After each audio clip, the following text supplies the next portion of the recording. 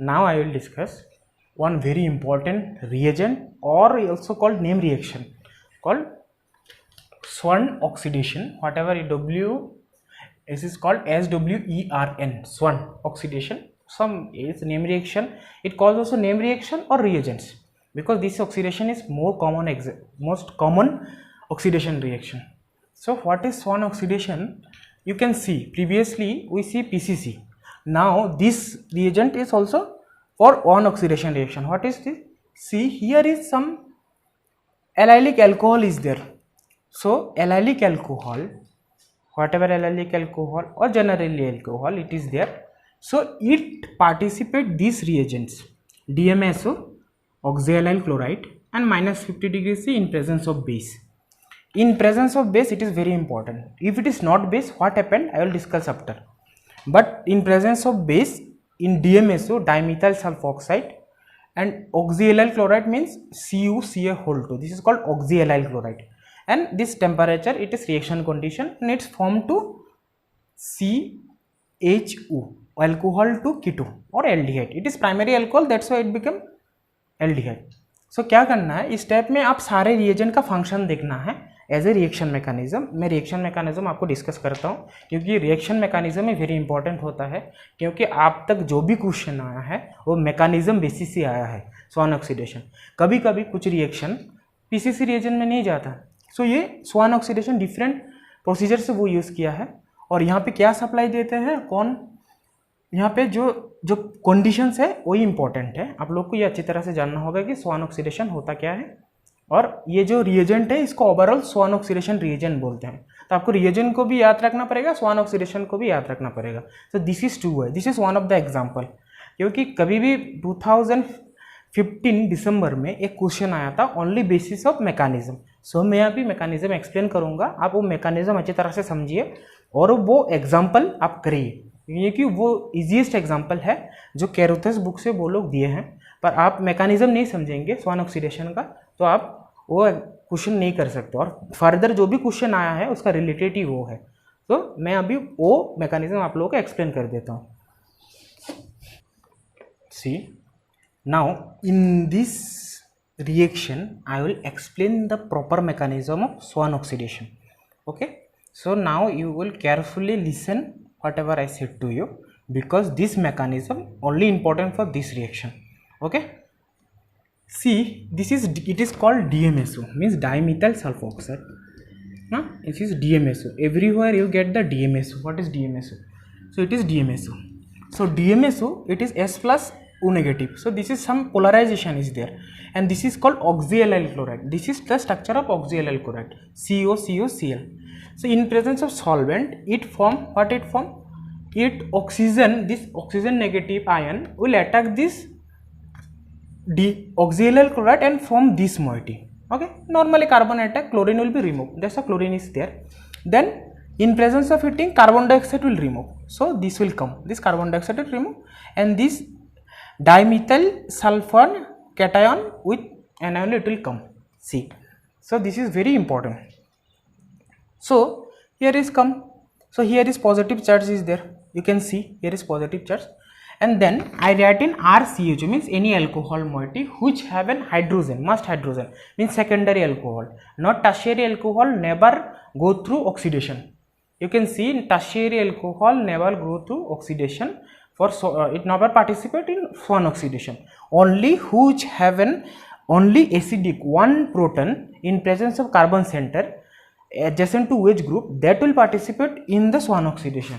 So ये जब भी कोई अल्कोहल आप सिलेक्ट करोगे तो उसमें एक OH ग्रुप के एडजेसेंट में प्रोटॉन होना चाहिए. सो उस तरह की अल्कोहल और स्वान ऑक्सीडेशन में पार्टिसिपेट करेगा. देखिए मैंने R को R ग्रुप तरह लिखा. सो क्या करता है, OH है तो OH क्या करेगा, ये पे अटैक कर देगा. यहाँ पे जो सल्फर कैटायन है, सल्फर कैटायन में वो अटैक कर देता है.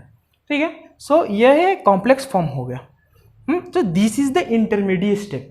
ये स्टेप ही इंटरमीडिएट होता है. देखिए इस पोजीशन में आप लोग को दिखाई दे रहा होगा, इस पोजीशन में एक हाइड्रोजन है. ठीक है, मैं ये क्यों बोल रहा हूँ कि हाइड्रोजन, ये हाइड्रोजन ही माइग्रेट करने में आपको बहुत इंपॉर्टेंट रोल फॉलो करता है. ठीक है, ये हाइड्रोजन ही चाहिए, और अगर बेस ना दिया, मैंने पहले बोला कि why use base and without base, base आप बेस यूज कर सकते हैं और विदाउट बेस भी यूज कर सकते हैं। तो बेस क्यों यूज करेंगे, बेस जब भी यूज करेंगे तभी वो ऑक्सीडाइज होगा, अगर बेस नहीं यूज करेंगे तो दूसरा प्रोडक्ट होगा। मैं बेस ही कंसीडर करता हूँ कि वो जनरल प्रोडक्शन ही मैं बोलता हूँ कि क्यों बेस यूज करते हैं। तो बेस यहाँ पे क्या होता है, बेस यहाँ पे देखिए एक मिथाइल ग्रुप है, तो मैं मिथाइल ग्रुप को क्या किया, ऐसे लिखा, एक हाइड्रोजन को अलग तरह से लिखा, आप लोग को दिखाई दे रहा है, ठीक है, ये अलग तरह से लिखा। सो इसको फर्दर बेस में क्या करता है मैं आपको दिखाता हूँ, ठीक है, जो मैकेनिज्म बुक में अवेलेबल है वही मैकेनिज्म मैं आपको समझा रहा हूँ।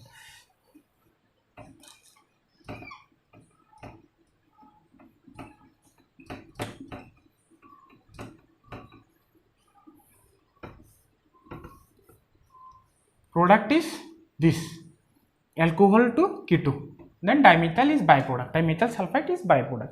So ये रिएक्शन में क्या होता है, मैंने क्या बोला, पहले सल्फोनियम आयन फॉर्म करता है कैटायन, उसमें एल्कोहल अटैक करता है, एल्कोहल अटैक करने के बाद यहाँ पे जो प्रोटॉन रहता है एल्कोहल के एडजेसेंट में, एल्कोहल ग्रुप पे, और यहाँ जो डाइमिथाइल सल्फाइड है उससे बेस से प्रोटॉन एक्सट्रैक्ट करके वही CH2- यहाँ से लेके प्रोटॉन लेके उसको रिमूव, डाइमिथाइल सल्फाइड को रिमूव करके कीटोन बन जाता है। So this mechanism is very important. अगर बेस, मैंने बोला बेस ना यूज़ किया तो क्या हो सकता है, बेस ने यूज़ करने से यहाँ पे तो प्रोटॉन ही एक्सट्रैक्ट नहीं होगा। सो रिएक्शन क्या हो सकता है, रिएक्शन कुछ दूसरा रीअरेंजमेंट टाइप प्रोडक्ट हो सकता है, मैं ये बाद में आपको बोलता हूँ। अभी मैं डिस्कस करता हूँ बेस का फंक्शन क्या है। तो बेस का फंक्शन ये है, ये तो बेस ये लेके एनायन करके प्रोटॉन हो गया, प्रोटॉन रिलीज करके यहाँ पे कीटो बन गया। अगर बेस नहीं यूज़ करेंगे, इस स्टेप में आप देखिए क्लोरीन ग्रुप है, आपको दिखाई दे रहा है सब लोगों को, क्लोरीन जो इनसिटू ऑक्सीडेल क्लोराइड से जो क्लोरीन निकला है, दिस इज द क्लोरीन। वो क्लोरीन अगर बेस नहीं यूज करेंगे तो वो रोल क्या करता है, यहाँ पे जो आपका एल्कोहल ग्रुप है, आप लोगों का एल्कोहल ग्रुप दिखाई दे रहा है, यहाँ पे जो एल्कोहल ग्रुप है, यहाँ पे एल्कोहल ग्रुप अटैक करके सल्फर कैटायन के साथ ये कॉम्प्लेक्स फॉर्म किया। यहाँ पे वो क्लोरीन आके, ध्यान से देखिए, क्लोरीन आके यहाँ पे आता है और इसको निकाल देता है, मीन्स ऑक्सीजन को निकाल देता है। सो क्लोरीन न्यूक्लियोफिलिक अटैक करके उसको निकाल देता है। निकाल देने के बाद क्या होता है,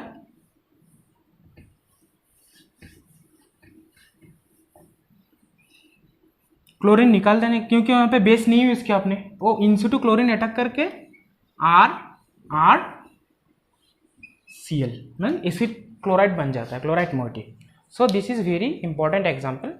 2015 दिसंबर में एक क्वेश्चन आया, आप कभी भी क्वेश्चन पेपर ऑब्जर्व करेंगे तो 2015 दिसंबर में मार्क्स 4 का एक क्वेश्चन आया, और आप इजी से क्या मतलब इजी से देख सकते हैं कि उसमें बेस नहीं यूज़ किया और बेस यूज़ किया, दोनों में क्या फ़र्क है।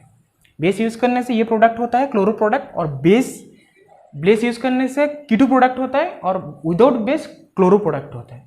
So that's why I give the example, okay. और स्वान ऑक्सीडेशन और स्वान रिएजेंट जो होता है नॉर्मली ऑक्सीडाइज ही करता है, आप कहीं भी आगे देखें, पर जनरली वो इस तरह का क्वेश्चन नहीं पूछता, इनसिटू मैकेनिस्टिक बेस पूछता है। सो यहाँ पे स्वान ऑक्सीडेशन इतना ही है। नेक्स्ट मैं और रिएक्शन में जाता हूँ, आप लोग देखिए, यहाँ पे देखिए मैंने एक रिएक्शन लिखा, बहुत बड़ा स्ट्रक्चर है, आप लोग देख रहे हैं, पर ऐसा कुछ भी नहीं है। यहाँ पे मैंने एक रिएजेंट को एम्फेसाइज कर रहा हूँ, आप लोगों को दिखा रहा हूँ कि ये रिएजेंट क्यों देते हैं, क्यों ये इतना बड़ा स्ट्रक्चर में ये यूज़ होता है। जनरली यहाँ पे एक ऑक्सीडाइजिंग रिएजेंट है, उसको बोलते हैं मैंगनीज डाइऑक्साइड, आप सब लोगों को दिखा रहा है MnO2। Acetone is a solvent, जो कोई भी सॉल्वेंट हो कोई प्रॉब्लम नहीं है, पर मैंगनीज डाइऑक्साइड होता क्या है। Manganese dioxide is a very important reagent for allylic phenylic alcohol के लिए। फिनाइलिक जो एडजेसेंट पोजीशन में, एलाइलिक पोजीशन में डबल बॉन्ड होना ही चाहिए, तभी ये रिएजेंट वेरी इंपॉर्टेंट। और सब एवरी रिएक्शन जितना भी कॉम्प्लिकेटेड स्ट्रक्चर हो, मैंगनीज डाइऑक्साइड वो यूज़ करते हैं। क्यों मैंगनीज डाइऑक्साइड यूज़ करते हैं, यहाँ पे देखिए, आप लोगों को दिखाई दे रहा होगा, यहाँ पे इस फिनाइल पोजीशन में, यहाँ पे ये एरोमेटिक रिंग है, इसके एडजेसेंट में यहाँ पे OH ग्रुप है, 1 कार्बन OH, तो इसको हम एलाइलिक बोल सकते हैं क्योंकि यहाँ पे डबल बॉन्ड है। और इसको हम लोग एलाइलिक नहीं बोल सकते क्योंकि डबल बॉन्ड यहाँ पे है। So it is not a allylic, ये कुछ और है, विनाइलिक भी नहीं है, आप लोग को दिखाई दे रहा है। So this is allylic alcohol. तो एल्काइलिक अल्कोहल मैंगनीज डाइऑक्साइड के प्रेजेंट में कीटो बन जाता है। So this is the simple reagent.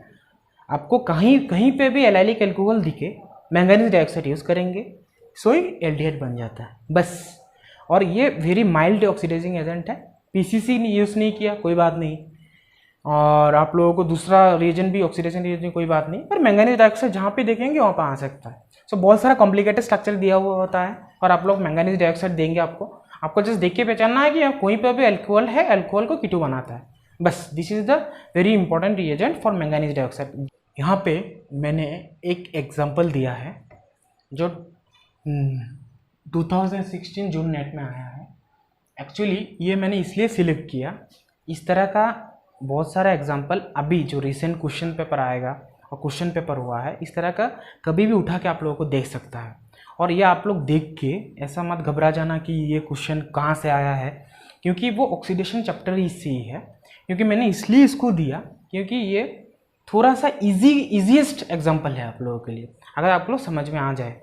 ये मैंने इसलिए सिलेक्ट किया कि कभी कभी आप लोग देख सकते हैं कि ऐसा रिएजेंट कहाँ पे आता है, जनरली वो आ जाता है, वो ईजीएस्ट एग्जांपल है। देखिए यहाँ पे एक ऐसा डेकालिन सिस्टम, कीटो डेकालिन सिस्टम लिए हैं, वहाँ पे वो लोग एल डी यूज़ किया, आप लोगों को दिखाई दे रहा होगा। L D means lithium diisopropylamide as a strong base. THF में -78 दिया, देने के बाद यहाँ पे एक रिएजेंट यूज़ किया, इसको बोलते हैं, क्या बोलते हैं, अगर डबल बॉन्ड में कार्बन में ऐसा होता है तो इसको ऑक्सीजन बोलते हैं, इसको बोलते हैं एजीरेन, क्योंकि यहाँ पे नाइट्रोजन एटस ऑक्सीजन ट्राइसाइक्लिक क्या होता है, एज ए 3 मेंबर रिंग होता है, नाइट्रोजन है और ऑक्सीजन है, इसको क्या बोलते हैं, एजीरेन टाइप मोइटी। आप देख सकते हैं इस तरह का एग्जांपल नेट में भी आप देख सकते हैं। यहाँ पे क्या होता है, एलडीए क्या करता है, इस पोजीशन में इनोलेट फॉर्म करता है। आप लोग इनोलेट चैप्टर में देखिए, इनोलेट फॉर्म करता है, इनोलेट फॉर्म करके ऐसे ऑक्सीजन स्टेबल होता है बाय कीटो ग्रुप। बाद में ये पोजीशन में यहाँ पे देखिए OH आया, ये OH कहाँ से आया, this oxygen will involving for oxidation, क्योंकि आप लोगों को पता ही है कि oxidation means involving of oxygen और एडिशन ऑफ ऑक्सीजन। सो इस तरह का मोइटी से क्या होता है, यहाँ पे जो एलडीए वाला रिएक्शन किया, वहाँ एलडीए से यहाँ पे नेगेटिव आके इस पोजीशन पर ऑक्सीजन लेके गया। So this oxygen directly come to this position. क्योंकि यहाँ पे डाउन क्यों लिखा, क्योंकि यहाँ पे मिथाइल एज ए मिथाइल जो है, मिथाइल आप है, अगर इसको ट्रांजिशन स्टेट में होता है, यहाँ के ट्रांस सिस्टम है और एलडीए स्ट्रॉन्ग बेस है, तो जब भी आता है वो डाउन में ही आता है। तो इस तरह का एग्जांपल वो देते हैं, कभी कभी केयरफुली देखिए, क्योंकि अभी बहुत गैप है, कभी भी दे सकता है, एज जून 2020 और दिसंबर 2020। तो आप लोग देखिए कि इस तरह का मोइटी देने से क्या होता है, वो ऑक्सीजन इन्वॉल्व होता है। So that's why I give this example. Okay, आपको पता हो जाएगा।